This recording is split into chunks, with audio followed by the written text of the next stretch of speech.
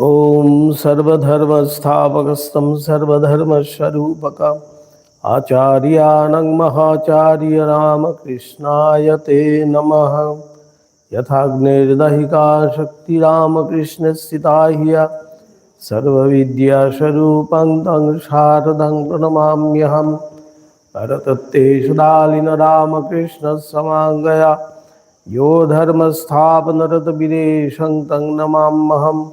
कालिन्दीभुल्लकमले माधवेन क्रीडारत ब्रह्मानंद नमस्तुभ्यं सद्गुरुरघुनायक योगानंद प्रेमानंदश्चन्निवये च पश्वताः रामकृष्ण गतप्राणं सर्वांस्तं प्रणमाम्यहम्।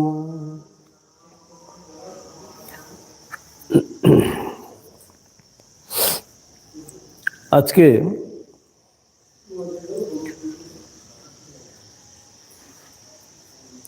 আমাদের স্বামী যোগানন্দজির পূর্ণ আবির্ভাব তিথি।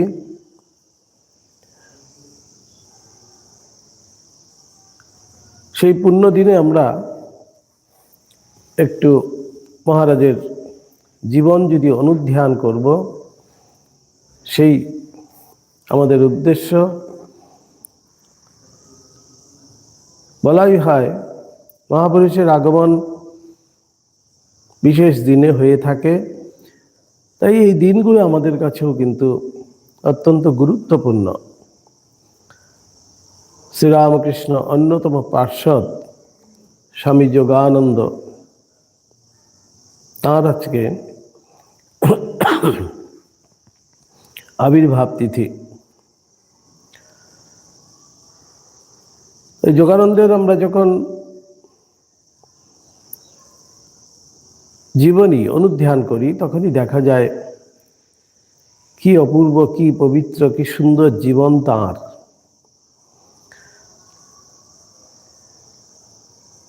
আমরা লীলা প্রসঙ্গে আছে, শরৎ মহারাজ বলছেন, প্রথম আগমন দিবসে ঠাকুর ইহাকে দেখিয়া এবং ইহার পরিচয় পাইয়া বিশেষ প্রীত হইয়াছিলেন এবং বুঝিয়াছিলেন তাহার নিকটে ধর্মলাভ করিতে আসিবে বলিয়া যে সকল ব্যক্তিকে শ্রী শ্রী জগন্মাতা তাহাকে বহু পূর্বে দেখাইয়াছিলেন, যোগিন কেবলমাত্র তাহাদের অন্যতম নহেন, কিন্তু যে 6 জন বিশেষ ব্যক্তিকে ঈশ্বরকোটি বলিয়া জগদম্বার কৃপায় তিনি পরে জানিতে পারিয়াছিলেন, ইনি তাহাদেরও অন্যতম। ঠাকুরের পার্শ্বদের মধ্যে ঈশ্বরকোটি ছিলেন। এই 6 জনের মধ্যে একজন হলেন গিয়ে স্বামী যোগানন্দজি। ঠাকুর সেটি দেখতে পেয়েই কিন্তু যোগানন্দজিকে প্রথম সাক্ষাতেই বুঝতে পেরেছিলেন ইনিই তিনি। স্বামীজি যোগানন্দজি সম্বন্ধে তার পরিচয় যেন আমাদের সাথে করাচ্ছেন। বলতেন, স্বামীজি বলতেন, আমাদিগের ভিতর যদি সর্বতভাবে কেহ কামজিৎ থাকে তো সে যোগিন। নিরঞ্জনানন্দ একদা বলিয়াছিলেন, যোগিন তুমি আমাদের মাথার মণি। বলা বাহুল্য, বলছে, এরূপ উচ্চ প্রশংসার যিনি অধিকারী তিনি অনন্য সাধারণ মহাপুরুষ। বস্তুত সরল, মহাত্যাগী, কঠোর তপস্বী, মাতৃভক্ত ও সুখদেবের ন্যায় পরম পবিত্র যোগানন্দ শুধু রামকৃষ্ণ সংঘের কেন, যে কোনো সমাজেরও বা কালেরও যেন মাথার মণি। তাই বলাই হয় যেমন পবিত্র জীবন আমাদের প্রত্যেকেরই কাছে যেন সেটি অনুধ্যানের জীবন। তো যোগানন্দজির পূর্বাশ্রমের নাম ছিল যোগীন্দ্রনাথ রায়চৌধুরী। আমরা সবাই জানি দক্ষিণেশ্বরের কাছেই আদি বাড়ি ছিলেন তাদের। সেখানেই সাবর্ণ চৌধুরীদের, সাবর্ণ চৌধুরী উচ্চ বংশাত, সেই সাবর্ণ চৌধুরীদের বংশেই তিনি 1861 খ্রিস্টাব্দের মার্চ মাসে এই ফাল্গুন কৃষ্ণা চতুর্থী তিথিতেই জন্মগ্রহণ করছিলেন। শনিবার ছিল সেই দিন। পিতা নবীনচন্দ্র চৌধুরী নিষ্ঠাবান ধার্মিক ব্রাহ্মণ ছিলেন এবং পূজা ধ্যানাদিতে অনেক সময় অতিবাহিত করিতেন। সেই জন্য সমৃদ্ধি সম্পন্ন জমিদার বংশে জন্মগ্রহণ করিয়াও বলছেন এতই ধার্মিক ছিলেন যেন সৎপথে থাকতেন, তাই এত বিশাল বংশে জন্মগ্রহণ করেছিলেন, জমিদার বংশে। কিন্তু কালের গতিতে দেখা গেল তিনি দারিদ্রতার মুখে পড়লেন। বিষয় বিমুখতার জন্যই কিন্তু আরো বিষয় সম্বন্ধে তাঁর বিশেষ কোনো যত্ন ছিল না। যোগিনের তখন মাত্র কৈশোর, তখন একেবারে কিশোর বয়সে তিনি। তো বাবা কিন্তু সবসময় আশা করতেন যোগিন বড় হয়ে সংসারের ভার নেবেন। কিন্তু যোগিন মহারাজের ক্ষেত্রে দেখা গেছে সে বড় হওয়ার সাথে সাথেই তার কিন্তু ভাবটি অন্যরকম। সেরকম বিষয় আশয় সংসার প্রতিপালন করবেন সেইভাবে কিন্তু যোগিনকে কখনো দেখাও যায়নি। বরং বয়স হওয়ার সঙ্গে সঙ্গে ভগবান লাভের জন্য স্বভাবজাত আকাঙ্ক্ষা তাহার মনকে অধিকার করিয়া বসিল। তিনি নিজেই বলিতেন,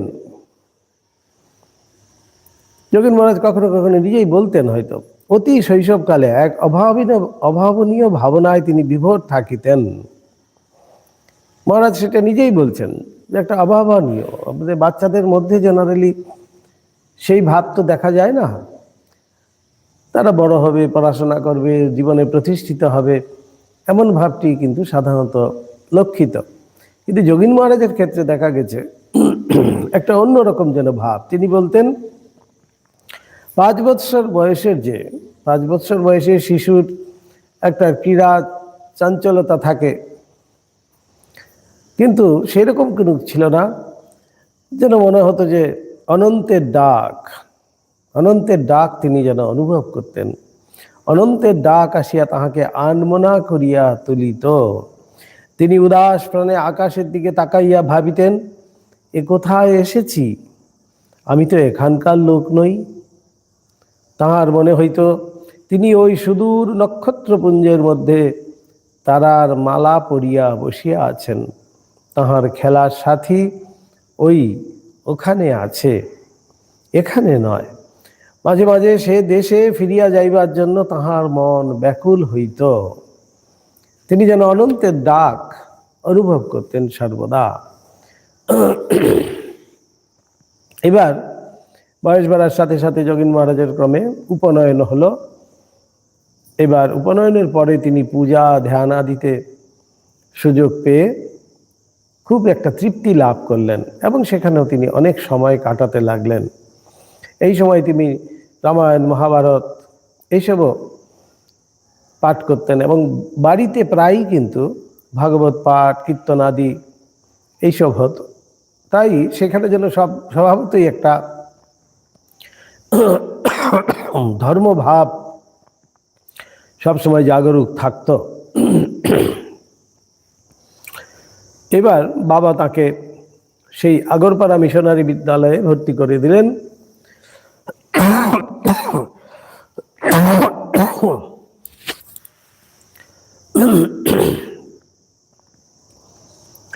বিদ্যালয়ের পাঠ করছেন, এদিকে এই পাশেই তো দক্ষিণেশ্বর, তাই দক্ষিণেশ্বরের কালী মন্দিরের উদ্যানে তিনি কিন্তু প্রায়ই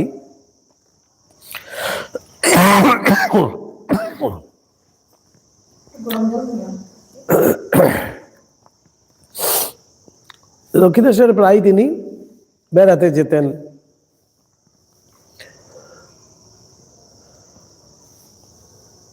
এবং বাবা ধর্মপ্রান্ত, তাই তিনি গঙ্গা স্নান এবং পুষ্পচয়ন এইসবের জন্যও কিন্তু রাসমণির দেবালয়ে যাতায়াত করতেন।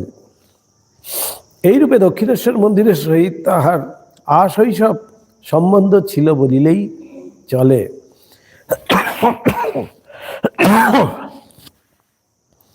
তিনি পরমহংসদেবের নামও শুনিয়াছিলেন, ঠাকুরের নাম প্রথম শুনছেন আর কি সেই ছোট অবস্থাতেই,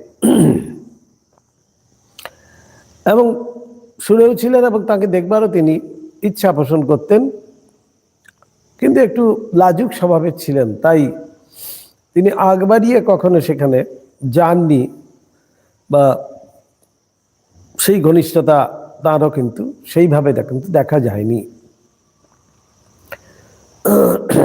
বিশেষত আলাপীদের মধ্যে তিনি তখন পর্যন্ত পরমহংসদেবের সম্বন্ধে তেমন উচ্চ ধারণার আভাস পান নাই।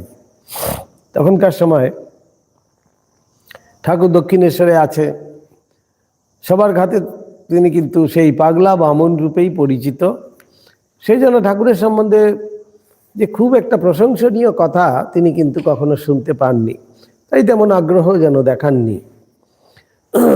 বরং প্রদীপের ঠিক নিম্নস্থলে অন্ধকার থাকার ন্যায় যুগাবতারের লীলাক্ষেত্র দক্ষিণেশ্বরে তখন বিরুদ্ধ সমালোচনায় অধিক হইত। যেমন এটা প্রদীপ জ্বালানো হয়েছে, তার নিচটা তো আর অন্ধকারই থাকে, সেইভাবে উপমা স্বরূপে বলা হয়েছে যে দক্ষিণেশ্বর স্বয়ং যেখানে ঠাকুর বিরাজ করছেন, লীলাক্ষেত্র তার সাধন ক্ষেত্র যেখানে, সেখানকার লোকই কিন্তু ঠাকুরকে যেন ঠিকভাবে চিনতে পারেনি, তাই সেখানে সমালোচনার কথাই তিনি কিন্তু সবসময় শুনতে পেতেন। ইতোমধ্যে তিনি কলকাতার কেশবচন্দ্রের শিক্ষিত সমাজে পরিচিত হলেন। কেশবচন্দ্রের প্রবন্ধাদি পড়িয়া যোগিন শ্রীরামকৃষ্ণের দর্শনে উৎসুক হইলেন। কেশবচন্দ্র তখন বিশেষভাবে ঠাকুরের পরিচয় করাচ্ছেন। কেশবচন্দ্রের সেই দৈনিক সাপ্তাহিক পত্রিকা ছিল, তারপরে পাক্ষিক পত্রিকা ছিল, সেগুলোতে কিন্তু তিনি ভাবছেন যে আমার এবার ঠাকুরের সাথে একটু দেখা করা উচিত, কিন্তু তিনি ভাবছেন আমার সাথে পরিচয় কে করিয়ে দেবে। তো এমন সময় একটি ভারী সুন্দর ঘটনা হলো।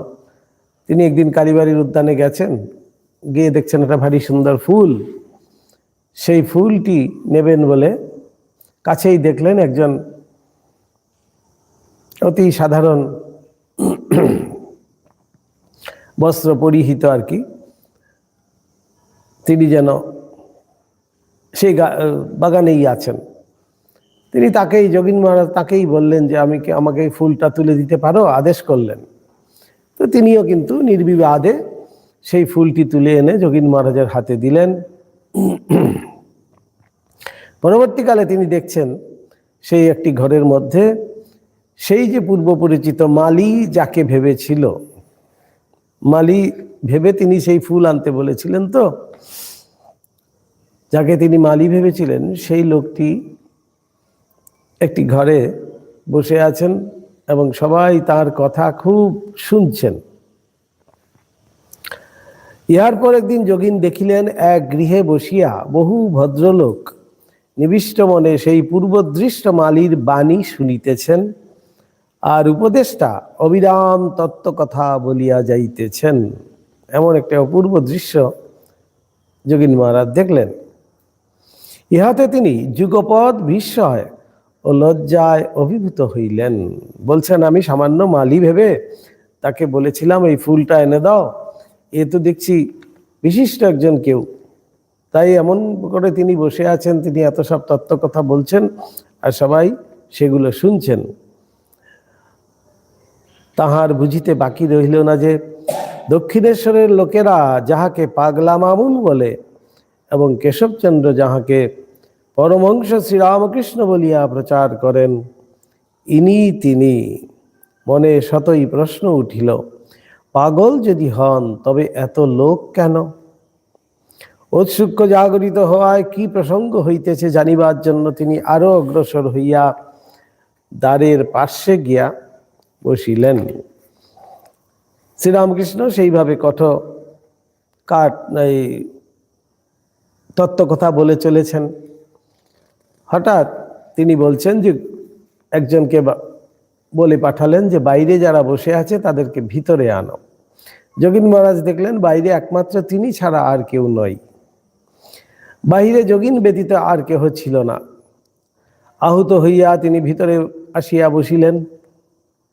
প্রসঙ্গান্তে দুরাগত ভক্তরা চলিয়া গেলে শ্রীরামকৃষ্ণ যোগিনের নিকট আসিলেন। সবাই একে একে চলে গেছে। যোগিন মহারাজ যেহেতু বাড়ির কাছেই, তাই বসে আছেন। এবার ঠাকুর যোগিনের কাছে এসছেন। এসে তাকে জিজ্ঞাসা করলেন, তার পরিচয় করলেন। তখন ঠাকুর বলছেন, তবে তো তুমি আমাদের চেনা ঘর গো। তোমাদের বাড়িতে আমি তখন কত যেতুম, ভাগবত পুরাণ প্রভৃতি শুনতাম। তোমাদের বাড়ির কর্তাদের ভিতর কেউ কেউ আমাকে বড় যত্ন করতেন।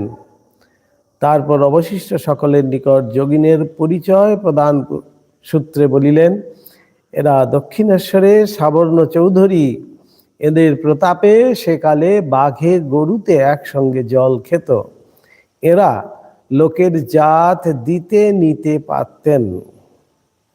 কতখানি প্রতাপ ছিল সেই সাবর্ণ চৌধুরীদের, ঠাকুর সেটি সবার কাছে যেন পরিচয় করিয়ে দিচ্ছেন। বলেন তাদের এমন ক্ষমতা ছিল, তারা জাত দিতেও পারতেন, নিতেও পারতেন। আবার বলছেন ভক্তি মানুষও খুব ছিলেন। বাড়িতে কত ভাগবত পুরাণ আদি হতো। তারপরেই বলছেন ঠাকুর, জানাশোনা হলো, বেশ হলো, এখানে আসা যাওয়া করো। মহৎ বংশে জন্ম, তোমার লক্ষণ বেশ সব আছে, বেশ আধার, খুব ভগবত ভক্তি হবে। যোগিন মহারাজকে ঠাকুর এইভাবে যেন বলে দিলেন এই সাক্ষাতের পরেই। তদবধি যোগিন ঘন ঘন ঠাকুরের নিকট আসিতেন, কিন্তু অতি গোপনে, অপর কাহাকেও না জানাইয়া। কারণ দক্ষিণেশ্বরের লোকের দৃষ্টিতে ঠাকুর পাগল, আর তাহাদের মতে তিনি জাতিবিচার মানিতেন না। অতএব যোগিনের ভয় ছিল যে উচ্চ বংশসম্ভূত হইয়াও সদা সর্বদা এই পাগলের নিকট যাতায়াত করিতেছেন। ইহা জানিলে বাড়ির লোকেরা শুধু আপত্তি করিবেন না, হয়তো একটা অনর্থের সৃষ্টি করিয়া বসিবে। কিন্তু ক্রমে উহা প্রকাশ হইয়া পড়িল এবং সমবয়স্করা বিদ্রুপাদিও করিতে লাগিল।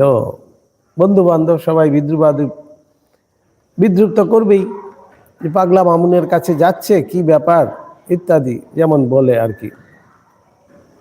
যোগিন কিন্তু কোনো মতেই পশ্চাৎপদ হইলেন না।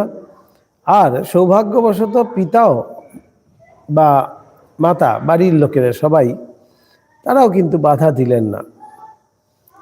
কেননা জানে বাধা দিলেও সেই বাধা নিষ্ফল হবে।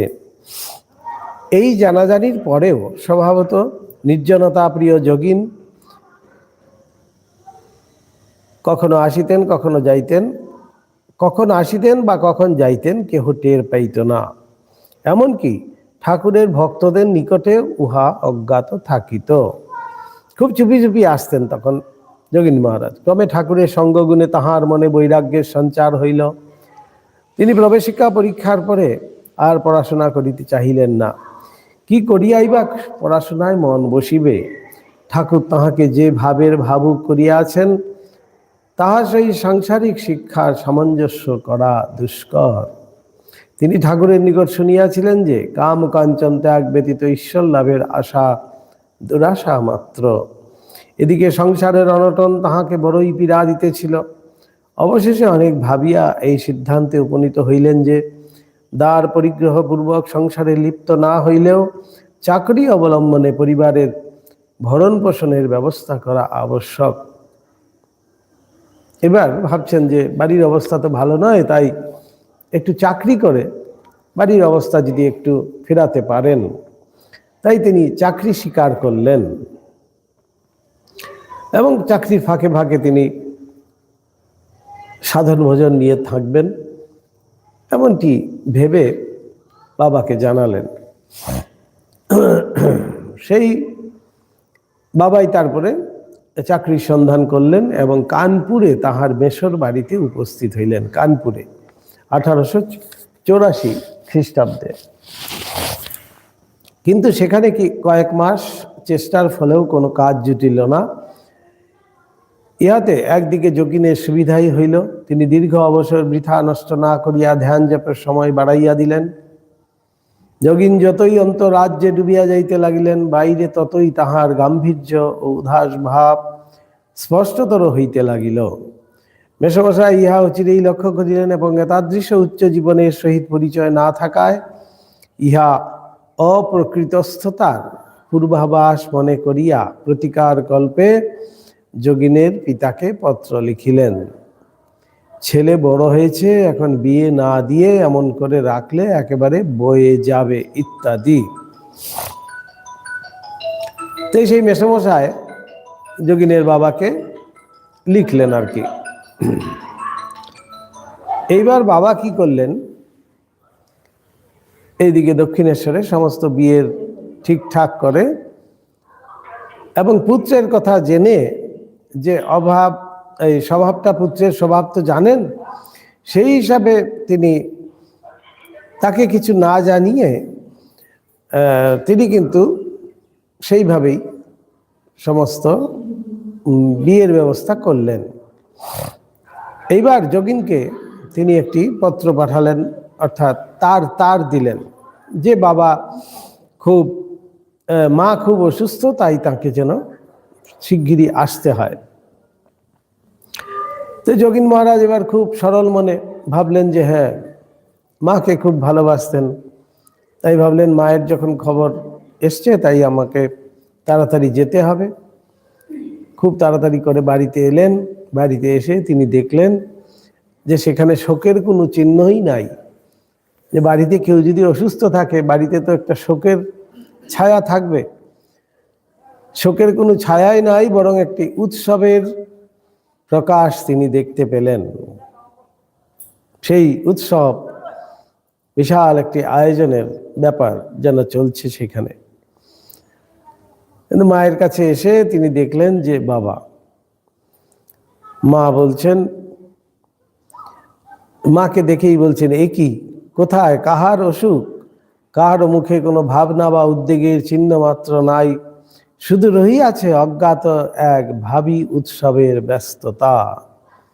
কেউ কিছু না বলিলেও তাহার বুঝিতে বাকি রহিল না যে এ সমস্তই তাহাকে কেন্দ্র করিয়া চলিতেছে।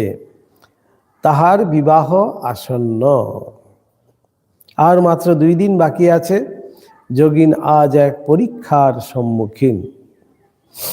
অবিবাহিত থাকিবেন, ইহাই তো তাহার দৃঢ় সংকল্প, কিন্তু আজ একই বিধির বিড়ম্বনা। যাও অনেক ভাবিয়া পিতাকে স্পষ্টই জানাইয়া দিলেন যে তিনি বিবাহ করিবেন না। কিন্তু পিতা তাহা শুনিবেন কেন? পুত্রকে কৌশলে রাজি করাইবেন, ইহা ভাবিয়াই না তিনি সমস্ত ব্যবস্থা করিয়া আছেন। সেই ছেলের অবিবেচনায় ও অবাধ্যতায় আজ কি তাহার সমস্ত চেষ্টা পণ্ড হইবে, আর তিনি কন্যাপক্ষকে কথা দিয়া উহার রক্ষণে অসমর্থতা নিবন্ধন সমাজের নিকট অপদস্থ হইবেন? এইসব নানান রকম চলছে। যে বাবা তো মেয়ে পক্ষকে কথা দিয়ে দিয়েছে, বাবা সেইভাবে ভাবছেন যে আরে এটা তো হতেই পারে না। এবার মায়ের কাছে পাঠানো হলো। মা বলছেন যে বাবা, তুই কিছু না হোক, আমার জন্য তুই বিয়ে কর। মায়ের মুখের দিকে তাকিয়ে মায়ের চোখে জল দেখে যোগিন মহারাজ কিন্তু বেশ তখন বললেন, আচ্ছা ঠিক আছে, তাহলে তোমার জন্য আমি বিয়ে করতে পারি। কমল হৃদয় মাতৃভক্তের পক্ষে সে অনুনয় উপেক্ষা করা বড়ই কঠিন। জননীর অশ্রুধারা তাহার প্রতিজ্ঞার ভিত্তিকে শিথিল করিল। আর তুমি আমার জন্য বিয়ে করো।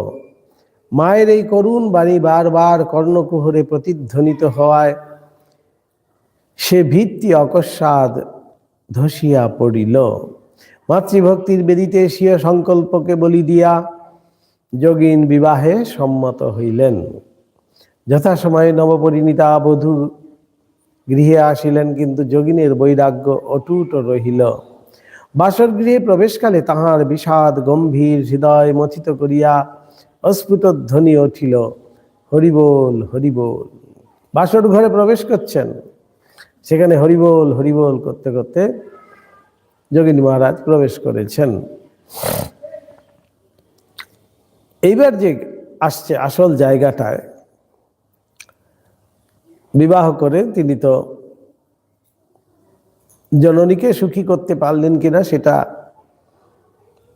জানি না, বলছেন যে আমি তো সেটা জানি না, কিন্তু বলছেন নিজের শান্তি যে ধীরে ধীরে চলিয়া যাইতেছে ইহা তিনি বেশ বুঝিতে পারিলেন।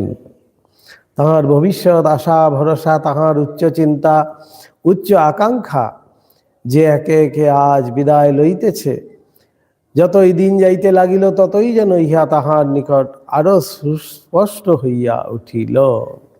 এবার বুঝতে পারছেন যেন যে আমি ধীরে ধীরে যেন সংসারে প্রবেশ করছি, তার যেন ভিতরটা যেন অশান্ত হয়ে উঠল। যে এইসব প্রতিজ্ঞা করেছিলাম আমি অবিবাহিতই থাকব ইত্যাদি সবই যেন করলেন। এবার ঠাকুরের কাছেও তিনি আর লজ্জায় যাচ্ছেন না, অনেক করেও ঠাকুরের সেখানে আর তিনি দক্ষিণেশ্বরেও কিন্তু যাচ্ছেন না। এবার প্রতিজ্ঞা ভঙ্গ করেছেন, তাই বলছেন সুতরাং মন্দির উদ্যানের সেই প্রাণ মন হরণকারী ঠাকুরের নিকট আর তো যাওয়া চলিবে না। তিনি ভাবিলেন যে প্রতিজ্ঞা রাখতে পারে না তার মতো হীন আর কে আছে, আমাকে তিনি কি আর ভালোবাসবেন? তিনি কামকাঞ্চন ত্যাগী, আর আমাকে এখন থেকে কামিনী কাঞ্চন নিয়েই জীবনযাপন করতে হবে। এখন আমার আর তার কাছে গিয়ে কি হবে? এইরূপ নানা চিন্তার পর তিনি অবশেষে স্থির করিলেন যে আর কালী মন্দিরে যাইবেন না। এবার নিজে নিজেই যোগিনী মহারাজ কিন্তু সেইভাবে একটি চিন্তা করলেন যে আমি আর ঠাকুরের কাছে তাহলে আমার তো যাওয়া চলবে না, কেন আমি প্রতিজ্ঞা ভঙ্গ করেছি, যে সত্য ভঙ্গ করে সেই ভগবানের কাছে যেতে পারে না, তাই আমি আর যাব না। এবার ধীরে ধীরে ঠাকুরের কাছে তো সেই বিবাহের সংবাদ গিয়ে পৌঁছেছে। এবার ঠাকুর সেই যোগিনকে দেখার জন্য খুবই ব্যগ্র হয়ে পড়লেন। বিভিন্ন সময়ে বিভিন্ন লোক দিয়ে তিনি যোগিনকে খবর পাঠাতে লাগলেন যে একবার যেন আসে, কিন্তু যোগিন তবুও এলেন না।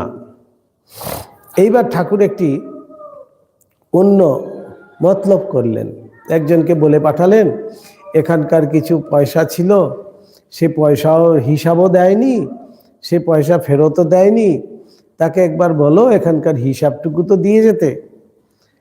সেইটি যোগিনী মহারাজের সেই বংশজাত, সতই হোক জমিদার বংশ, তো সেই বংশজাত একটা গরিমা রয়েছে তার, সেইটি শুনতে পেয়ে যোগিনী মহারাজ বলছেন বাবা এমন। ঠাকুর বলে পাঠিয়েছেন, কি সুন্দর করে দেখুন মতলব করে, অমুকের ছেলে কি রকম লোক, কানপুরে যাবার আগে তার নিকট এখানকার পয়সা করি কিছু ছিল, তার হিসাবও দেয় না, ডেকে পাঠালেও আসে না, বলো তো তাকে। ঠাকুর এরকম করে খবর পাঠিয়েছেন। এই সংবাদ পাইয়া যোগিন বড়ই মর্মাহত হইলেন। তাহার মনে পড়িল মন্দিরের খাজাঞ্চি একটা জিনিসের জন্য কিছু পয়সা তাহাকে দিয়াছিলেন, এবং উহা হইতে উদ্বৃত্ত আনা 4 পয়সা খাজাঞ্চিকে দেওয়া হয় নাই, কারণ পূর্বোক্ত নানা হাঙ্গামায় তিনি কালী মন্দিরে যাইতে পারেন নাই। পরে যখন স্থির করিলেন যে আর ঠাকুরের নিকট যাইবেন না, অন্য উপায়ে পয়সা ফেরত পাঠাইয়া দিবেন, ঠিক সেই সময়ই ঠাকুরের নিকট হইতে এই অভিযোগ আসিল। তখন অভিমানে এবং লজ্জায় অভিভূত হইয়া ভাবিলেন আমার সকল আশা ভরসা গেছে বটে, তথাপি এখনো এত হীন হইনি যে চুরি করব। তিনি কি আমাকে এতদূর খারাপ ঠাউরান নাকি? যাই হোক, আজই সেই পয়সা ফেলে দিয়ে আসব। বড়ই ব্যথিত হৃদয়ে যোগিন ধীরে ধীরে দক্ষিণেশ্বর বাগানের দিকে অগ্রসর হইলেন। যোগিন মহারাজ সেই পয়সা বলছে আমি আজকে ছুঁড়ে ফেলে দিয়ে আসবো। এইভাবেই কিন্তু যোগিন দক্ষিণেশ্বরে গিয়ে আস্তে আস্তে করে হাজির হয়েছে। কিন্তু হাজির হয়ে কি দেখবেন, একেবারে সম্পূর্ণ আলাদা। এই যে বলে না ভগবান কত রকমের আমাদের সাথে মতলব করেন, আমরা তার কাছে আসব বলে তিনি কত রকমের ঘটনা কিন্তু আমাদের মধ্যে দিয়ে করান, যাতে আমরা তার মুখী হই। এগুলো সবই কিন্তু তাঁরই কৃত। তো এখানেই যোগীন মহারাজের ক্ষেত্রে আমরা সেই দেখতে পাচ্ছি, তিনি যেহেতু আসছেন না, ঠাকুর এমন করে একটি মতলব করলেন যে বড় বংশজাত, তো তাই এমন একটি কথা বললে তার মনে লাগবে, তাই তখনই সে ছুটে আসবে। তাই সত্যি কিন্তু তাই হলো। এবার তিনি কিন্তু ছুটে এলেন। এবার এসে কি দেখছেন, ঠাকুরের ঘরে আসিয়া দেখেন তিনি ছোট চৌকির উপর বিবস্ত্র হইয়া বসিয়া আছেন। ঠাকুর তো অর্ধেক সময় বিবস্ত্রই থাকতেন, ওই একটু বস্ত্র মাত্র থাকতো শরীরে। তাহাকে দেখিয়াই ছোট ছেলের মতো কাপড়খানি বগলে ফেলিয়া কাছে আসিলেন। বহুদিন বাঞ্ছিত নিধিকে আর একেবারে সম্মুখে পাইয়া ভাবময় পুরুষের ভাবাবেগ উথলিয়া উঠিল। কি যেন এক অদ্ভুত শক্তি আজ তাহার সমস্ত দেহ মনকে চকিত করিয়া তুলিল। হাত ধরিয়াই বলিলেন, এবার যোগীন মহারাজকে হাত ধরে ঠাকুর বলছেন, প্রথম কথা, বিয়ে করেছিস তা কি হয়েছে? এই যে আমি বিয়ে করেছি, বিয়ে করেছিস তা ভয় কি? নিজ বক্ষে হস্ত রাখিয়া এখানকার কৃপা থাকলে একটা কি লাখটা বিয়েতেও তোর কিছু করতে পারবে না। তোর যদি সংসারে থাকতে ইচ্ছা হয় তো তোর স্ত্রীকে একদিন এখানে নিয়ে আসিস, তাকে এমন করে দেব যে সে তোর ধর্মপথে সহায় ছাড়া কখনো বিঘ্ন হবে না। ঠাকুর এমন কথা যোগীন মহারাজকে বলছেন। আর যোগীন মহারাজ কত অভিমান নিয়ে সেই পয়সা ফেরত দিতে এসেছিলেন ঠাকুরের কাছে, সেই সব তো কোনো প্রসঙ্গ উত্থাপনই করলেন না। তিনি শুধুমাত্র বলছেন যে এবার বিয়ের কথা, এই বিয়ে করেছেন বলেই তো তার মনে এত সব তোলপাড় চলছে যোগীন মহারাজের।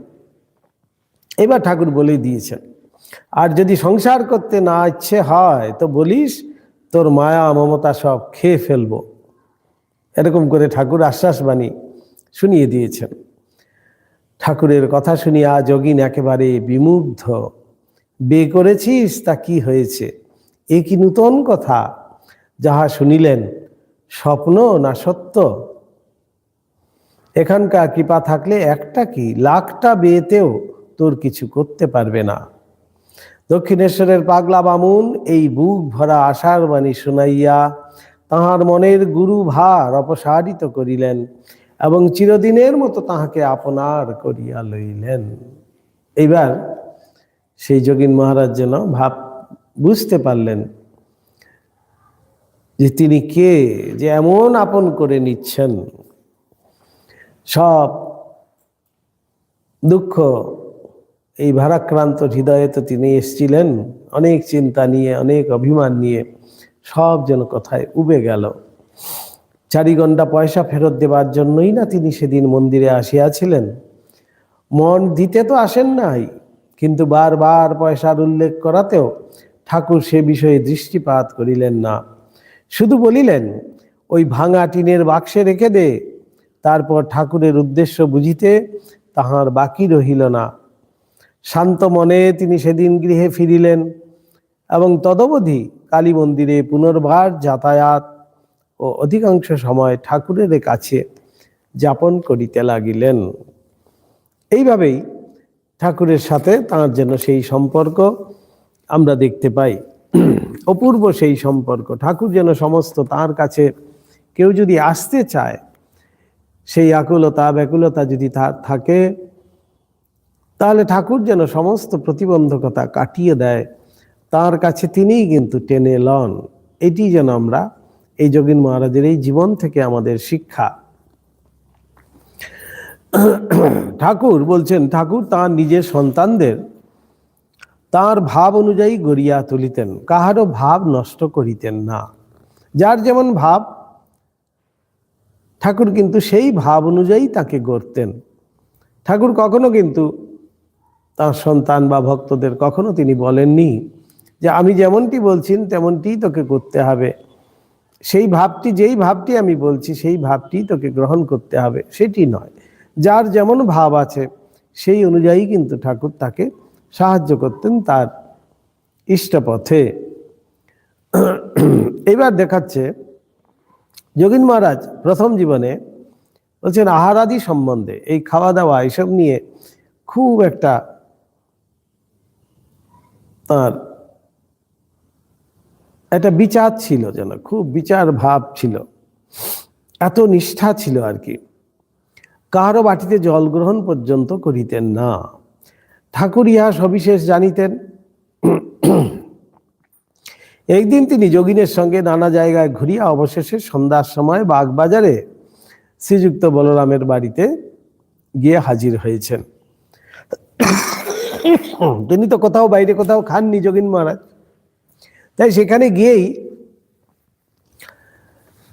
যোগিনের খাওয়ার জন্য ঠাকুর ব্যস্ত হয়ে পড়লেন এবং বললেন যে এই বাড়িতে খাও তুমি, তাতে কোনো অসুবিধে হবে না, বলরামের অন্ন খুব শুদ্ধ অন্ন, এখানে জগন্নাথের সেবা আছে ইত্যাদি। যোগিনের সমস্ত দিন খাওয়া হয় নাই, কোনো রকমে জল খেয়ে একটু কোনো রকমে কাটিয়েছে। সেই জন্য বলরামবাবুর বাড়িতে এসেই ঠাকুর কিন্তু কি বললেন, ওগো যোগিনকে দেখাইয়া, ওর আজ খাওয়া হয়নি, একে কিছু খেতে দাও। বলরামবাবু ঠাকুরের কথায় যোগিনকে সাদরে জলযোগ করাইলেন।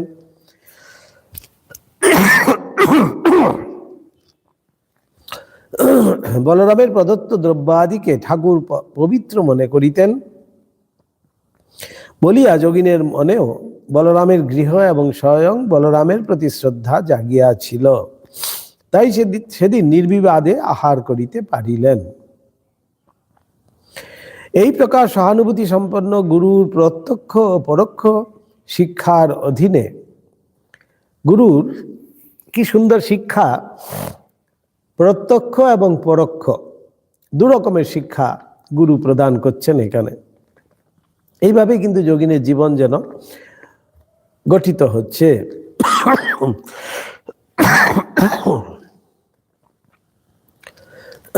একদিন তিনি ঠাকুরের সত্যনিষ্ঠার পরিচয় পাইয়া উহা সর্বতভাবে গ্রহণ করিলেন। ঠাকুরের কিরকম সত্যনিষ্ঠা ছিল সেটি তিনি পরিচয় পেলেন যেন দক্ষিণেশ্বরে।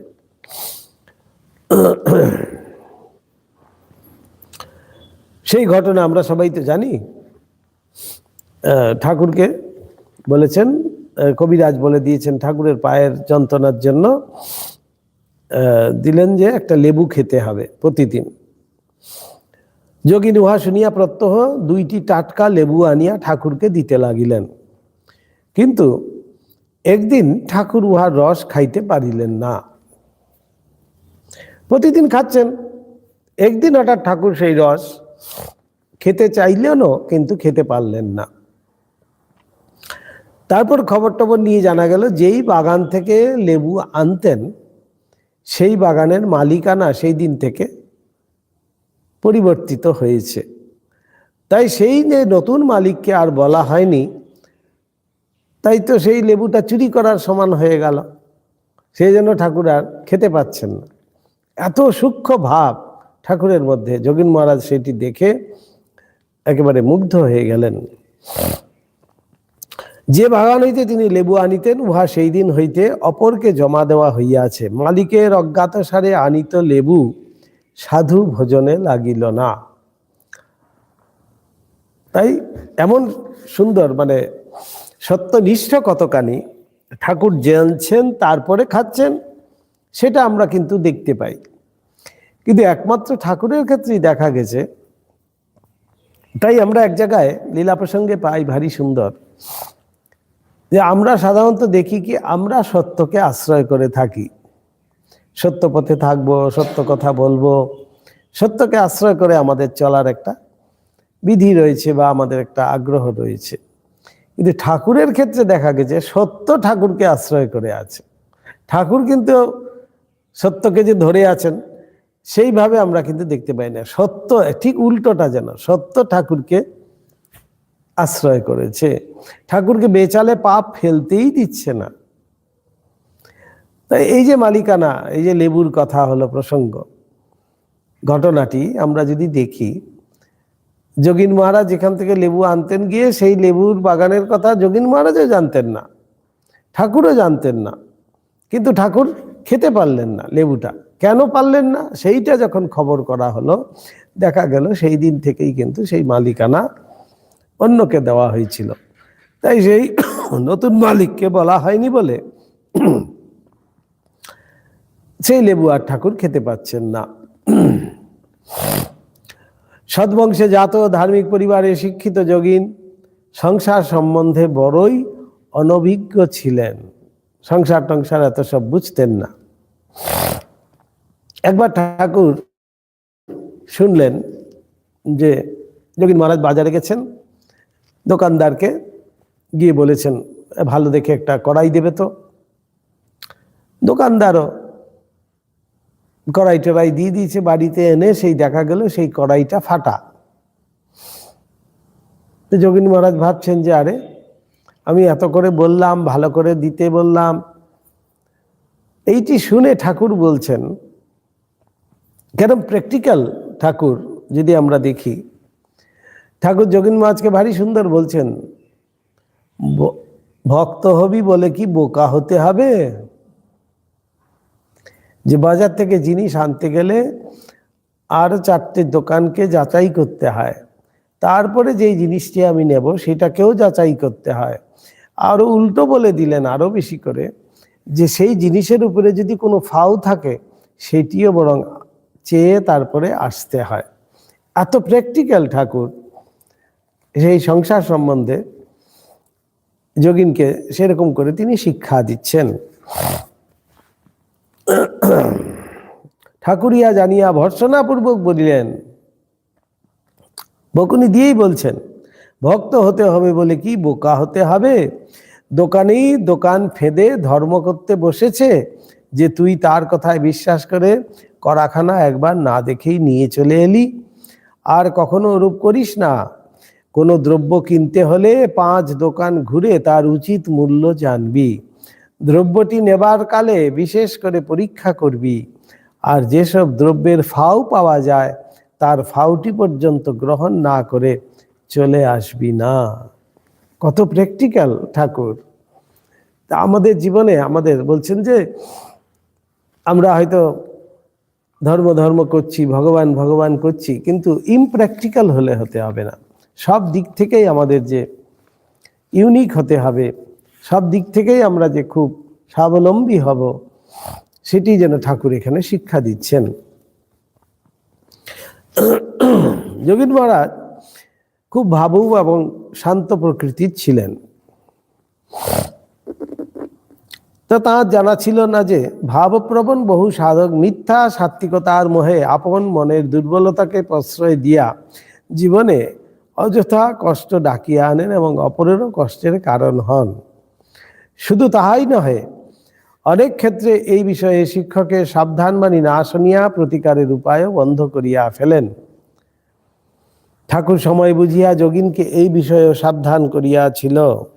তিনি দেখিতে পাইয়া যোগিনকে বলিলেন, আরশোলাটাকে বাহিরে নিয়ে গিয়ে মেরে ফেলো।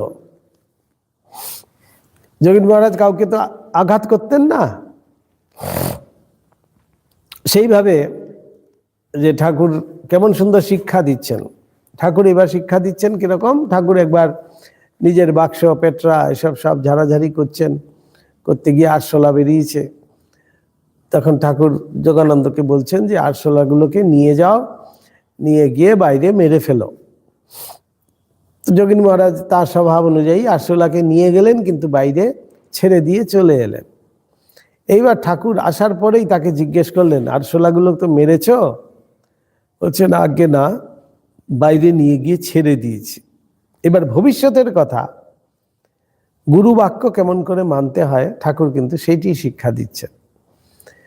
তখন ঠাকুর বলছেন যে না, আমি বলেছিলাম আরশোলাগুলো বাইরে নিয়ে যাও, নিয়ে গিয়ে মেরে ফেলবে,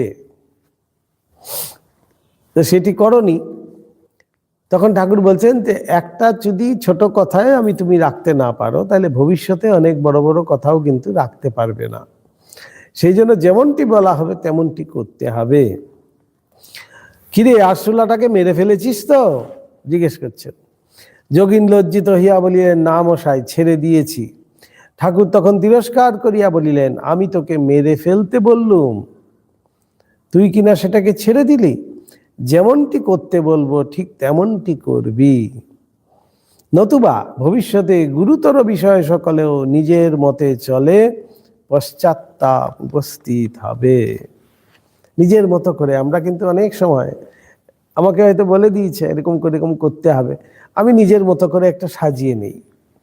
এটি সাধারণত দেখা যায় দীক্ষা ক্ষেত্রে। আমাদের গুরু দীক্ষার সময় আমাদেরকে অনেক রকমের বলে দিয়েছেন, তো এইভাবে করতে হবে। আমরা কিছুদিন যাওয়ার পরেই মনে করছি নিজের মতো করে একটা নিয়ম করে নেই।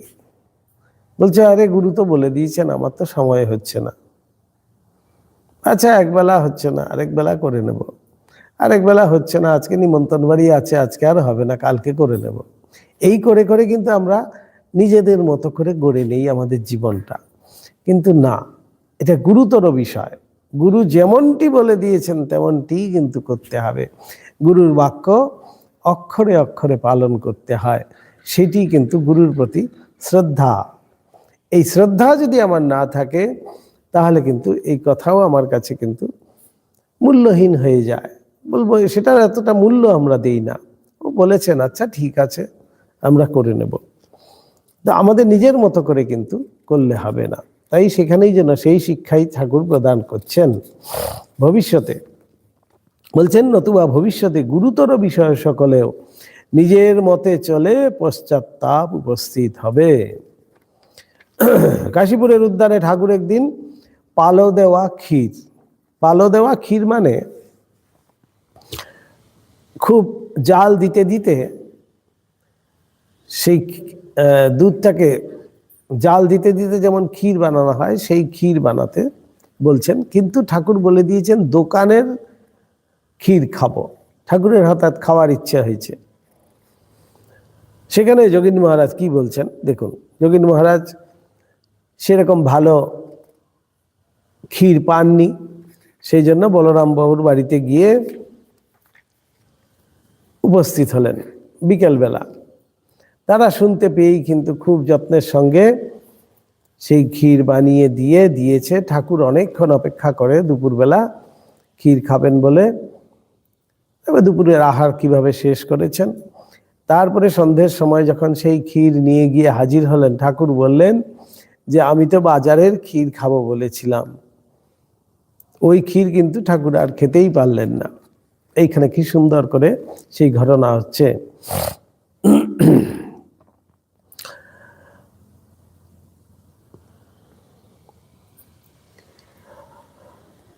ঠাকুর মধ্যাহ্নে ক্ষীর খাইবার আশায় অনেকক্ষণ অপেক্ষা করিয়া শেষে যাহা নিত্য খাইতেন তাহাই খাইলেন। পরে যোগিন উপস্থিত হইলে তাহার নিকট সব শুনিয়া বললেন তোকে বাজার থেকে কিনে আনতে বলা হয়, বাজারের ক্ষীর খাওয়ার ইচ্ছা, তুই কেন ভক্তদের বাড়ি গিয়ে তাদের কষ্ট দিয়ে এরূপ ক্ষীর নিয়ে এলি? তারপর ও ক্ষীর ঘন গুরুপাক, ও কি খাওয়া চলবে? ও আমি খাবো না। বাস্তবিকই তিনি তাহা স্পর্শ করিলেন না। শ্রী শ্রী মাকে আদেশ দিলেন সমস্ত ক্ষীর যেন গোপালের মাকে খাওয়ানো হয় এবং বলিলেন ভক্তের দেওয়া জিনিস ওর ভেতর গোপাল আছে, ও খেলেই আমার খাওয়া হবে। ঠাকুর কিন্তু খেলেন না। আর একদিন কলকাতা হইতে দক্ষিণেশ্বরে ঠাকুরের নিকট আসিবার জন্য যোগিন অপরাপর যাত্রীদের সহিত নৌকায় উঠিয়া আছেন। নৌকায় উঠেছে, সেই নৌকায় আরো সহযাত্রীরা আছে, তো তারা ঠাকুরের সম্বন্ধে নানান রকম কথা বলছেন। যোগিন মহারাজ সেটা শুনতে পেয়ে খুব রেগে গেছেন এবং শরীরও খুব সুঠাম ছিল। তিনি নৌকাকে একেবারে ডুবিয়ে দিচ্ছিলেন আর কি, আরেকটু হলে। তারপরে বেগতিক দেখে সবাই যোগীন মহারাজকে সামাল দিয়েছে। ঠাকুর সেটা শুনে বলছেন, কি সুন্দর শিক্ষা দিচ্ছেন দেখুন। কালী মন্দিরে পৌঁছিয়া কথার ছেলে তিনি ঠাকুরের নিকট সমস্ত ঘটনা বিবৃত করিলেন। তিনি ভাবিয়াছিলেন ঠাকুর ওইসব কথায় কিছুই মনে করিবেন না, কিন্তু ফল অন্যরূপ হইল। তিনি বলিয়া বসিলেন, আমায় অযথা নিন্দা করলো আর তুই কিনা চুপ করে শুনে এলি। ও এখানে ভুল করা হয়েছে, এখানে ভুল। যোগীন মহারাজ সুঠাম ছিলেন সত্যি, কিন্তু তিনি কোনো রকমের প্রতিবাদ করলেন না। তিনি কিন্তু প্রতিবাদ না করেই শুনে টুনে এসে গেছেন, মনটা খারাপ হয়েছে, এসে ঠাকুরের কাছে সেগুলো বলছেন। ভাবছিলেন যে ঠাকুর বলবেন যে হ্যাঁ ভালোই করেছো, তুমি আবার কেন সেখানে লড়তে যাবে ইত্যাদি। এইটি যেটা বলছিলাম আমি, এটি নিরঞ্জনানন্দজির ক্ষেত্রে কিন্তু হয়েছে। ঠাকুর দুজনকে দু রকমের বলছেন। নিরঞ্জনানন্দজি এরকম নৌকো ডুবিয়ে দিতে চাইছিলেন, ঠাকুর তখন বলছিলেন যে না, এত রাগ দর্শন ভালো নয় নিরঞ্জনানন্দজির ক্ষেত্রে। কিন্তু যোগানন্দজি একটু নরম প্রকৃতির ছিলেন, তাই যোগানন্দজিকে তিনি অন্যরকম শিক্ষা দিচ্ছেন। যোগানন্দজিকে বলছেন, সে কি রে, এত সব বলল আর তুই কিনা চুপচাপ শুনে চলে এলি, তুই কিনা চুপ করে শুনে চলে এলি। শাস্ত্রে কি আছে জানিস? গুরু নিন্দাকারীর মাথা কেটে ফেলবে অথবা সে স্থান পরিত্যাগ করবে। তুই মিথ্যা রটনার একটাও প্রতিবাদ করলি না। বলে তুমি প্রতিবাদও করলে না। এবার বলছেন, ইহা ভাবিলে কিন্তু ভুল হইবে যে ঠাকুর সত্য সত্যই যোগিনকে অপরের সহিত এইসব বিষয় লইয়া বিবাদ করিতে প্ররোচিত করিয়াছিলেন, তা কিন্তু নয়। বিবাদ করতে, ঝগড়া করতে তিনি প্ররোচিত করছেন, উৎসাহ দিচ্ছেন, তা কিন্তু নয়। তিনি মাত্র তাহার মনের একটি দুর্বলতার দিকে বিশেষ দৃষ্টি আকর্ষণ করিয়াছিলেন। এই দুর্বলতা অপর একটি অনুরূপ ক্ষেত্রে ঠাকুরের আচরণ দেখিয়াই ইহা স্পষ্ট হইবে। দক্ষিণেশ্বরের জনৈকা কুখ্যাতা রমণী কালী মন্দিরের ঘাটে স্নানান্তে ফিরিবার পথে ঠাকুরকে দূর হইতে প্রণাম করিত এবং কখনো বা দুই একটি কথাও বলিত। ইহা লইয়া গ্রামে আলোচনা হইতে লাগিল। দুষ্ট লোকের মুখে দুষ্ট ইঙ্গিত পাইয়া যোগিন প্রতিবাদ জানাইয়া দৃঢ়স্বরে বলিলেন, ঠাকুর নির্মল চরিত্র খোঁজ নিলেই পারো। এক ব্যক্তি তাহাই করিল এবং বন্ধুদিগকে পরে জানাইল, তোমাদের পাল্লায় পড়ে আজ আমায় অপমানিত হতে হলো। সে বলে, আমি দেহ বিকিয়েছি, কিন্তু এতই হীন নই যে দেবচরিত্রে দোষ দেব। তোমাদের কোনো অধিকার নেই যে আমার দেবতাকে অপমান করো ইত্যাদি। যোগিনীর নিকট সমস্ত বিবরণটি শুনিয়া ঠাকুর তাহাকে বলিলেন, কত বাজে লোক কত কিছু বলে, তুই ওসব কথায় কান দিস কেন? বিভিন্ন ক্ষেত্রে তুল্যরূপ ঘটনায় বিচিত্র ও বিরুদ্ধ বিধান। এখানে বলছেন তুই কেন কান দিস, আগেরটাতে বলছেন যে তুই এতটুকু প্রতিবাদও করলি না। এখানেই দু রকমের শিক্ষা, যার জন্য যেরকম দরকার ঠাকুর কিন্তু ঠিক সেইভাবে দিচ্ছেন। স্বীয় জীবন্তরীর হাল ঠাকুরের হাতে তুলিয়া দিলেও যোগিন একদিনেই তাহার উপর সম্পূর্ণ বিশ্বাস স্থাপন করিতে পারেন নাই। যোগিন কিন্তু সন্দেহমুক্ত হতে পারেননি। যোগিন কিন্তু ঠাকুরকে অনেক পরীক্ষাও করেছিলেন। সরল প্রকৃতির যুবক হইলেও তাহার মন যুগ প্রভাবে সন্দেহমুক্ত ছিল না। ইহার ফলে তিনি ঠাকুরকে প্রতি ক্ষেত্রে যাচাই করিয়া লইতেন। তবে তাহার আস্তিক মনে প্রতি পরীক্ষার পরে দৃঢ়তর প্রত্যয় জন্মিত। নাস্তিকদের ন্যায় ইহা ক্রমেই নিবিড় অন্ধকারে পথ হারাইয়া ফেলিত না। কয়েকটি দৃষ্টান্ত দিলে আমরা দেখতেই পাই। দৃষ্টান্ত, দক্ষিণেশ্বরে ঠাকুরের সময় তো সেই মায়ের প্রসাদী একটি থালা, প্রসাদের থালা ঠাকুরের ঘরে আসতো। একদিন ঠাকুর অনেক বেলা হয়ে গেছে বলে সেই প্রসাদী থালা আসছে না দেখে ঠাকুর অনেক খোঁজ করলেন, আসেনি। তারপরে চটি জুতাটা পরে চটচট করতে করতে খাজাঞ্চির কাছে গিয়ে হাজির হয়েছে। তো যোগীন মহারাজ ভাবলেন যে বাবা, বামুন তো শতই হোক, বাম নাই কি খাইতে যায়নি, সেই চালকলা বাঁধা অভ্যাস আছে। সেই একটা সামান্য প্রসাদের থালা আসেনি বলে ঠাকুর একেবারে ব্যস্ত সমস্ত হয়ে খাজাঞ্চির সাথে গিয়ে হাজির হয়েছে।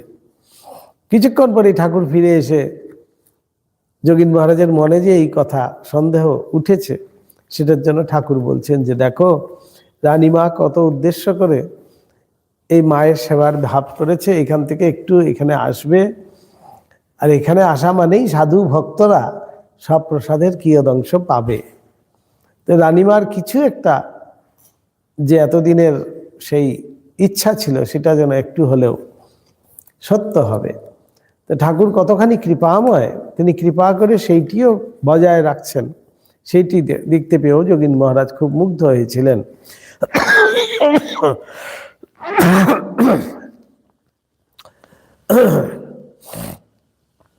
যোগীন তখন বালক হইলেও তাহার যথেষ্ট বংশগৌরব বোধ ছিল।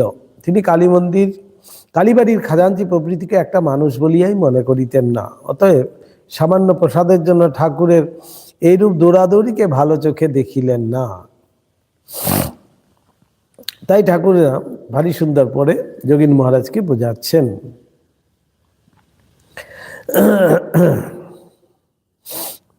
রাসমণির যে জন্য দান তার কিছুও অন্তত সার্থক হবে বলে এত করে ঝগড়া করি।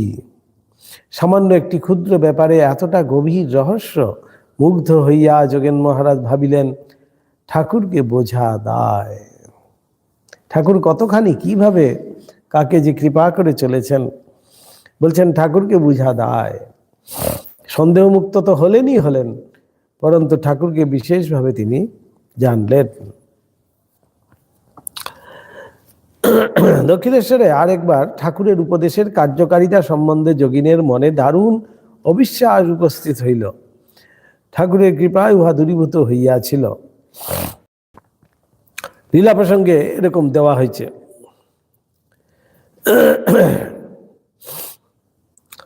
স্বামী যোগানন্দ যাহার মতো ইন্দ্রিয়জিৎ পুরুষ বিরল দেখিয়াছি। দক্ষিণেশ্বরে ঠাকুরকে একদিন ওই প্রশ্ন করেন। তাহার বয়স তখন অল্প, বোধহয় 14-15 হইবে, এবং অল্প দিনই ঠাকুরের নিকট যাতায়াত করিতেছেন। সে সময় নারায়ণ নামে এক হঠযোগীও দক্ষিণেশ্বরে পঞ্চবটী তলে কুটিরে থাকিয়া নেতি ধৌতি ইত্যাদি ক্রিয়া দেখাইয়া কাহাকেও কৌতূহলাকৃষ্ট করিতেছেন। যোগেন স্বামী বলিতেন যে তিনিও তাহার মধ্যে একজন ছিলেন এবং ওই সকল ক্রিয়া দেখিয়া ভাবিয়াছিলেন ওই সকল না করিলে বোধ হয় কাম যায় না এবং ভগবত দর্শন হয় না।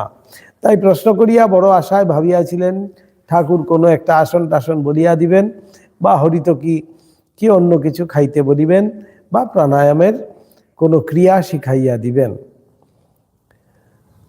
যোগেন স্বামীজি বলিতেন ঠাকুর আমার প্রশ্নের উত্তরে বললেন খুব হরিনাম করবি তাহলেই হবে। ঠাকুরের পথ শিক্ষা যেন অত্যন্ত সোজা, বলে এই হঠযোগী করতে হবে না, কিছুই করতে হবে না, তুমি শুধু হরিনাম করবে।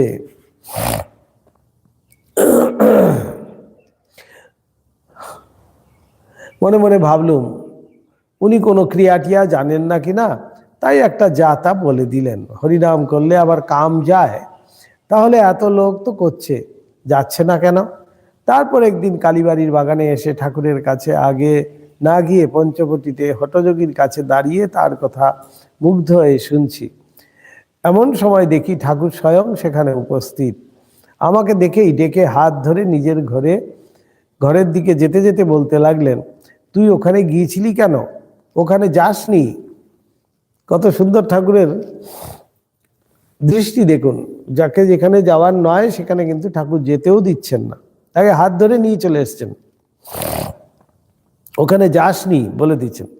ওসব শিখলে ও করলে শরীরের উপরই মন পড়ে থাকবে, ভগবানের দিকে যাবে না। আমি কিন্তু ঠাকুরের কথা শুনে ভাবলুম পাছে আমি ওর কাছে আর না আসি, তাই এইসব বলছেন। আমার বরাবরই আপনাকে বড় বুদ্ধিমান বলে ধারণা।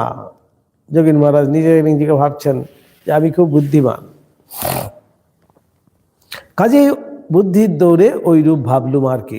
তারপর ভাবলাম উনি যা বলছেন তা করেই দেখি না কেন কি হয়। এই সামান্য ঠাকুরের কথায় তিনি বুঝতে পারলেন যোগিনের সন্দেহ ঠাকুরের উপদেশ ও লোকব্যবহারে মাত্র সীমাবদ্ধ না থাকিয়া একদা চরিত্রের ক্ষেত্রেও ছায়াপাত করিয়াছিল। সেগুলো ঘটনা আমরা জানি। একদিন রাত্রিবেলা দেখেছেন ঠাকুর ঘরে নেই, ভাবছেন বোধহয় মায়ের ঘরে গেছেন নহবতের দিকে। তিনি গিয়ে দাঁড়িয়ে আছেন, হঠাৎ দেখছেন পঞ্চবটির দিক থেকে রাত্রিবেলা ঠাকুরের চটি জোতার আওয়াজ পাচ্ছে। ঠাকুর কাছে এসে যোগীন মহারাজকে দেখে কিন্তু বাহবা দিয়ে বলছেন, বেশ বেশ, ঠাকুরকে দিনে দেখবি, এই সাধুকে দিনে দেখবি, রাত্রিরে দেখবি, তবে তো বিশ্বাস করবি। এইরকম ভাবেই যোগীন মহারাজ ঠাকুরকে বিভিন্ন ভাবে কিন্তু বিচার করেই তারপরে গ্রহণ করেছিলেন। তারপরে আমরা পাই মায়ের সাথে যোগীন মহারাজের একটা বিশেষ সম্পর্কের কথা। মা যেমন নিজে মুখে বলছেন, আমার ভার কি সবাই নিতে পারে? এক পার তো যোগীন, আর পারে শরৎ। কেননা মায়ের ভার মানেই হলো গিয়ে নানান রকম হেপা।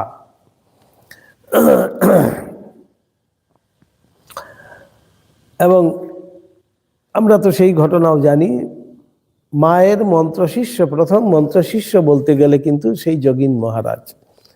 যোগীন মহারাজকে ঠাকুর তো মন্ত্র দিয়েই ছিলেন। সেই সম্ভবী দীক্ষা যেমন হয়, ঠাকুর জিভে লিখে দিতেন, কি স্পর্শ করতেন, সেইভাবেই সমস্ত পার্শ্বদের তিনি দীক্ষা দিয়েছেন। কিন্তু ঠাকুর বলছেন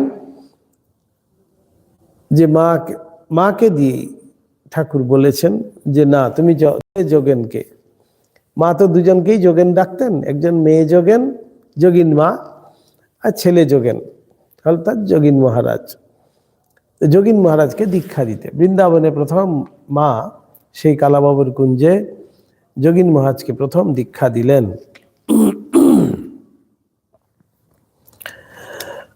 বৃন্দাবনে যোগীন মহারাজকে এক বিশেষ ইষ্টমন্ত্রে দীক্ষা দেবার জন্য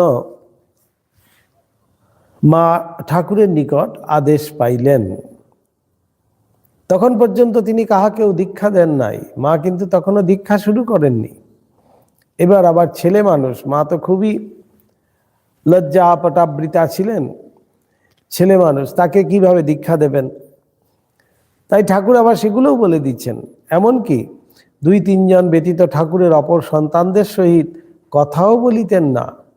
তাই প্রথমে ওই আদেশকে মনের খেয়াল ভাবিয়া তিনি চুপ করিয়া রহিলেন। কিন্তু পরপর 3 দিন ওইভাবে আদেশ পাইলেন। তাই যোগীনকে জিজ্ঞাসা করিয়া জানিলেন যে ঠাকুর তাহাকে একটা কিছু বলিবেন, এইরূপ ভাব প্রকাশ করিয়াছিলেন, কিন্তু বলিয়া যান নাই।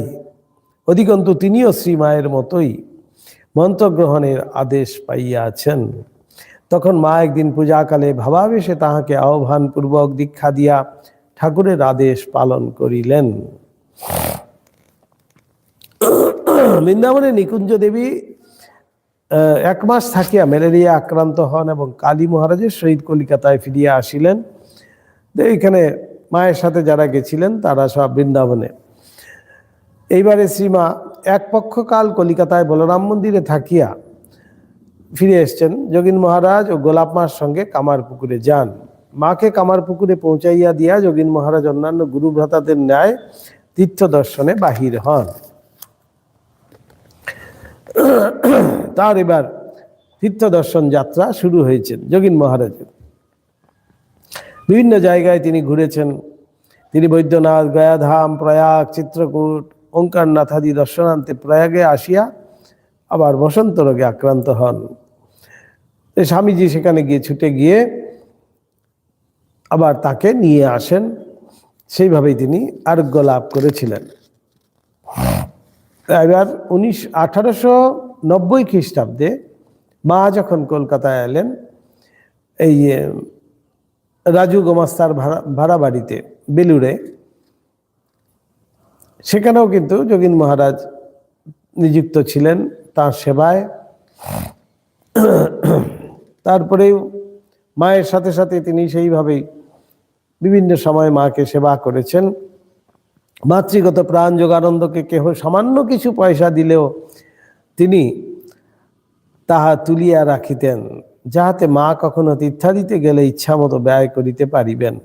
যোগীন মহারাজকে কেউ কিছু দিলেই তিনি সেগুলো সমস্ত সুন্দর করে যত্ন করে তুলে রাখতেন, জমিয়ে রাখতেন মায়ের জন্য। জগদ্ধাত্রী পূজা উপলক্ষে শ্রীমা প্রতি বৎসর বাসনাদি মাজিবার জন্য জয়রামবাটি যাইতেন। ইহা দেখিয়া, জয়রামবাটিতে মা তো প্রচুর বাসন টাসন এসব মাকে মাজতে হতো, সেই জন্য বা কাঠের সব বারকোষ যোগীন মহারাজ মায়ের জন্য করে দিয়েছিলেন, যাতে আর মাঝামাঝি করতে না হয়। সব যোগীন মহারাজের কিন্তু কাজ। যোগীন মহারাজ যে এতখানি মন প্রাণ ঢালিয়া মায়ের সেবা করিতে পারিতেন, ইহা শুধু তিনি মাকে দীক্ষাগুরু রূপে পাইয়াছিলেন বলিয়াই নহে, দীক্ষার পূর্বেও এই সেবা বিবিধ রূপে আত্মপ্রকাশে উন্মুখ থাকিত।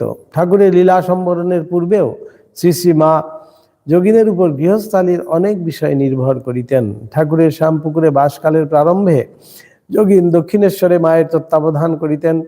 কাশীপুরে থাকাকালে শ্রী শ্রী ঠাকুরের জন্য কিরূপ ব্যবস্থাটি হইবে তাহা মা অনেক ক্ষেত্রে যোগিনের মারফত সকলকে জানাইয়া দিতেন। ঠাকুরের শরীর ক্রমেই খারাপ হইতেছে দেখিয়া কোনো সেবক হতাশ হইয়া পড়িলে যোগিনকে দিয়ে মা বলিয়া পাঠাইতেন, ওকে হতাশ হতে মানা করো, তাঁর শরীর তো আজকাল একটু ভালো রয়েছে, এখন তো ঘায়ের মুখ বাইরের দিকে হয়েছে ইত্যাদি। ঠাকুরের দেহত্যাগের পরে কাশীপুরের শ্মশানে মা যখন শোকে আত্মহারা, তখন যোগিন ও বাবুরামই তাহাকে সান্ত্বনা দিয়াছিলেন। এইভাবে যোগিন সর্বদাই মাতৃসেবার জন্য উন্মুখ থাকিতেন। অপরে যেখানে পশ্চাৎপদ হইত মা সেখানে যোগিনকে পাঠাতেন। একদিন হয়তো লাটু বাজার করিতে বলিলেন, খেয়ালি লাটুর মেজাজ তখন অন্যরূপ থাকায় তিনি রাজি হইলেন না। অমনি যোগিনের ডাক পড়িল। যোগিন অম্লান বদনে কাজ সারিয়া আসিলেন। যোগিন মহারাজ শ্রী শ্রী মাকে জগৎ জননী রূপে পাইয়াছিলেন আর জানিয়াছিলেন যে তিনি তাহার শ্রীচরণে আপনাকে সম্পূর্ণ ঢালিয়া দিয়া নিশ্চিন্ত হইতে পারেন। মায়ের উপর একটা এমন তার ভাব ছিল, এমন ভক্তি ছিল। মায়ের সেবার ফলে পূত চরিত্র যোগানন্দজির মনে এরূপ দৃঢ় আত্মপ্রত্যয় জন্মিয়াছিল যে এককালে তিনি স্বামী বিবেকানন্দেরও সতর্কবাণীতে কর্ণপাত না করিয়া মায়ের কৃপায় অবিকম্পিত পদে অনন্য সাধারণ পথে চলিতে সাহস পাইয়াছিলেন। স্বামীজি প্রথমবারে বিদেশ হইতে ফিরিয়া যখন দেখিলেন যে যোগিনের সহিত মায়ের সেবায় একজন ব্রহ্মচারীও নিযুক্ত রহিয়াছে, তখন তিনি এই বিষয়ে স্বামী যোগানন্দের দৃষ্টি আকর্ষণান্তে জানিতে চাহিলেন। মায়ের নিকট বহু প্রকারের লোকের আনাগোনা আছে, সেখানে ব্রহ্মচারীর মন নিম্নগামী হইলে দায়ী হইবে কে? যোগানন্দ সদর্পে বুকে হাত রাখিয়া উত্তর দিলেন, আমি। সেবক যোগানন্দের এই আমির পশ্চাতে কাহার অদৃশ্য শক্তি প্রেরণা জাগাইয়াছিল তাহা খুলিয়া বলিতে হইবে কি?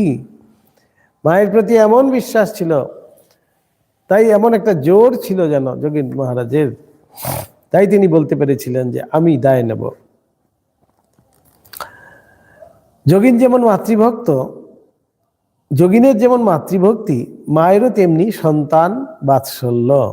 তাঁর সম্বন্ধে মা বলিয়াছিলেন, যোগীন কৃষ্ণ সখা গাণ্ডবী অর্জুন। ধর্মরাজ্য সংস্থাপনের জন্য ভগবানের নরলীলা সাথী হয়েছে। স্নেহপুত্তলী যোগিনের স্মৃতিও ছিল মায়ের নিকট আদরের। যোগানন্দ মাকে একদিন লেপ করাইয়া দিয়াছিলেন। উহা ব্যবহারের অযোগ্য হইলে জনৈক ভক্তকে তুলাটা পিজাইয়া ও নতুন খোল দিয়া সংস্কার করাইয়া দিতে বলিলেন, কিন্তু পরে বলিলেন, না না, লেপটা নিয়ে যেয়ে কাজ নেই, এ লেপ যোগিন দিয়েছিল, দেখলেই যোগিনকে মনে পড়ে।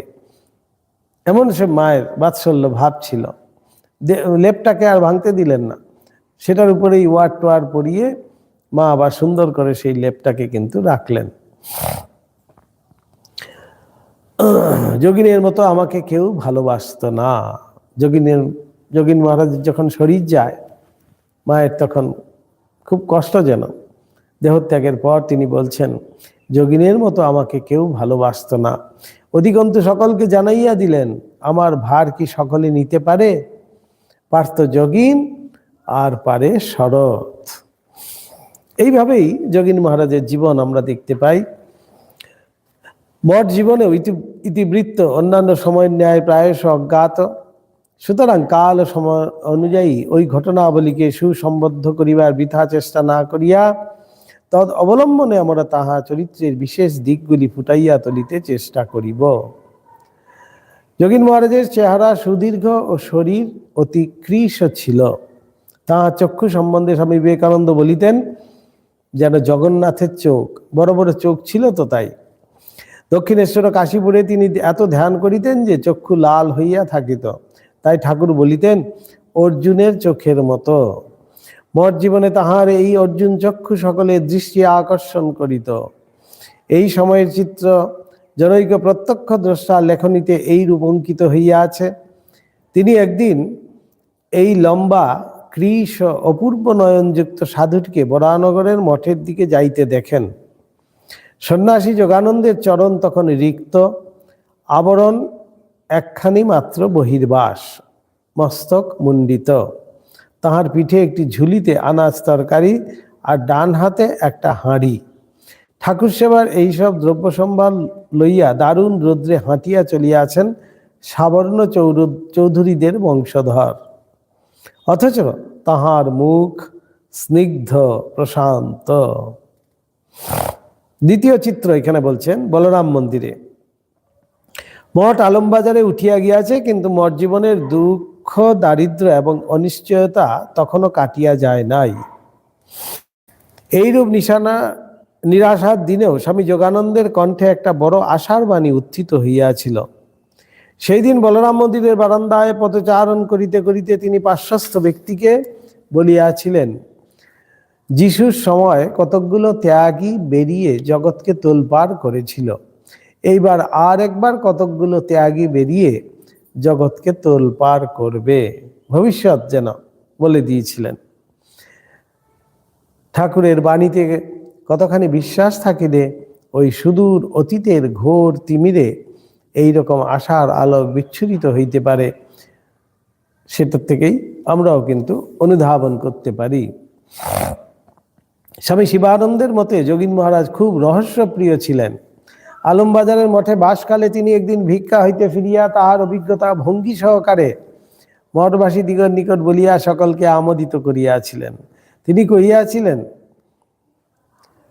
যে একটা খড়গ ঘর, দুখানা ছেঁড়া কাঁথা আর একটি তামার ঘটি, হায় রে, বলে কিনা তারই বাড়িতে চুরি করতে গেছি। বলা বাহুল্য যে সন্ন্যাসী যোগানন্দ তখন মান অপমানের অতীত হইয়া সহজ আনন্দ সাগরে ভাসিতেছেন। এত বড় বংশোদ্ভূত তিনি যে সন্ন্যাসী, সেইটি বারবার যেন তার মনের মধ্যে থাকছে। সেই বংশ গরিমা টরিমা সব যেন তার তখন চলে গেছে। সেই মান যেন সব ঠাকুরের পায়ে সমর্পণ করে দিয়েছেন।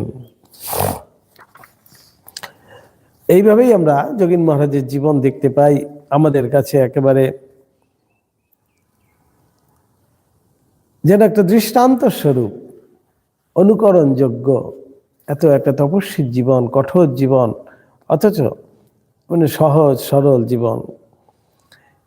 তিনি সেইভাবেই মঠ জীবন যাপন করেছেন, বিভিন্নভাবে বিভিন্ন সেবা করেছেন। পরবর্তীকালে দেখতে পাই তার খুব অসুখ হয়েছে, শরীর খুবই খারাপ, বাড়াবাড়ি। তখন শ্রী শ্রী মাতা ঠাকুরানী স্বামী যোগানন্দের স্ত্রীকে নিকটে লইয়া আসেন। যোগানন্দজি স্ত্রী তো ছিলেন, সেই স্ত্রীকে আনিয়েছেন মা। বলেছেন যোগানন্দজির ইহাতে খুবই আপত্তি ছিল এবং তিনি জানাইয়াছিলেন যে তাহার মৃত্যু যখন আসন্ন, তখন এই শেষ মুহূর্তে আবার স্ত্রীর সেবা গ্রহণ করা কেন? শ্রীমা পত্নীকে নিকটে আনিয়া যোগানন্দজিকে কহিয়াছিলেন, তুমি একে দুই একটি কথা বলো, একটু উপদেশ দাও। বৈরাগ্যের প্রতিমূর্তি যোগীন উত্তর দিয়াছিলেন, আমি ওসব পারবো না, আপনি সেসব বুঝুন। অতঃপর দীর্ঘ 12 বৎসর মাতৃসেবার পর 1899 খ্রিস্টাব্দের শেষ দিন উপস্থিত হইল। সেদিন স্বামী শিবানন্দ তাহাকে জিজ্ঞাসা করিয়াছিলেন, যোগীন, ঠাকুরকে মনে আছে তো? তিনি তাহাতে বলিয়াছিলেন, আরো খুব বেশি মনে আছে, আরো বেশি, আরো বেশি। তারপর অপরাহ্ন 3:10 সময় রামকৃষ্ণ সংঘের এই সমুজ্জ্বল উদীয়মান নক্ষত্র খসিয়া পড়িল। স্বামীজি হাতে বলিয়াছিলেন, খড়ি খসল, এবারে ধীরে ধীরে বর্গা সব খসে পড়বে। শ্রী শ্রী মাও ইহাতে মর্মাহত হইয়া বলিয়াছিলেন, বাড়ির একখানি ইট খসল, এবারে সব যাবে। এমন একটি পবিত্র জীবন। আজকের এই পবিত্র দিনে আমরা তার একটু চিন্তনে, তার একটু মননে মগ্ন হলাম। এটি আমাদের কাছে পরম প্রাপ্তি। ওম নিরঞ্জনম নিত্যম অনন্ত রূপম ভক্তানুকম্পাধৃত বিগ্রহং বৈ ঈশাবতারং পরমেশমিদ্যম তম রামকৃষ্ণম শিরসা নমামহ। ওম শান্তি শান্তি শান্তি। হরি ওম তৎসৎ। শ্রীরামকৃষ্ণার্পণমস্তু।